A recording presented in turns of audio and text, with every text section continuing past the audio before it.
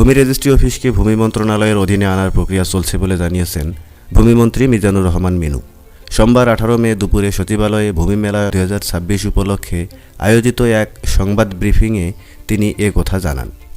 ভূমিমন্ত্রী বলেন, জমির মালিকানা যাতে প্রকৃত কৃষকদের হাতেই থাকে এবং ভূমি ব্যবস্থায় যাতে কোনো ধরনের দখলদারিত্ব না থাকে সে লক্ষ্যে ভূমির সুরক্ষায় প্রয়োজনীয় সব ব্যবস্থা নিচ্ছে সরকার। এছাড়া ভূমি অফিসের দুর্নীতি বন্ধ করা এবং সাধারণ মানুষের জন্য নির্বিঘ্নে ভূমি সেবা নিশ্চিত করতে বিভিন্ন কার্যকর পদক্ষেপ নেওয়া হচ্ছে। ভূমি অফিসের কর্মকর্তা কর্মচারীদের কর্মস্থলে উপস্থিত নিশ্চিত করতে প্রযুক্তির ব্যবহারের কথা উল্লেখ করেছেন ভূমিমন্ত্রী।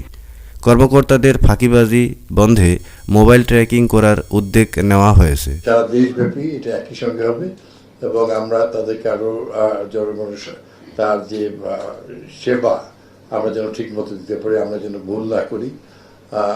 আমাদের মধ্যে হয়তো বা নিচু লেভেলের অনেকেই বা আপনারা জানেন যে একটা পরিবর্তিত পরিস্থিতিতেও সারা দেশে কিছু কিছু যারা এই মন্ত্রণালয়ের সঙ্গে কাজ করে এবং তাদের অতীতে অনেক সংযোগ ছিল বিভিন্ন ভূমিদস্যু এবং বিভিন্ন যারা হচ্ছে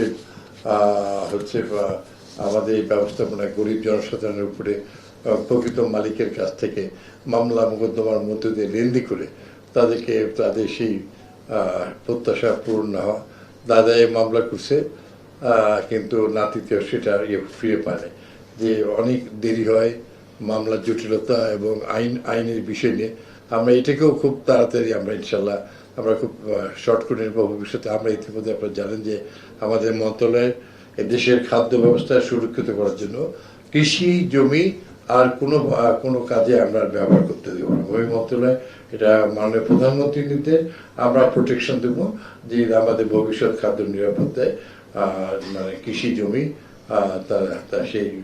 সেই জায়গায় তাদের হাতেই থাকবে, কৃষকদের হাতেই থাকবে।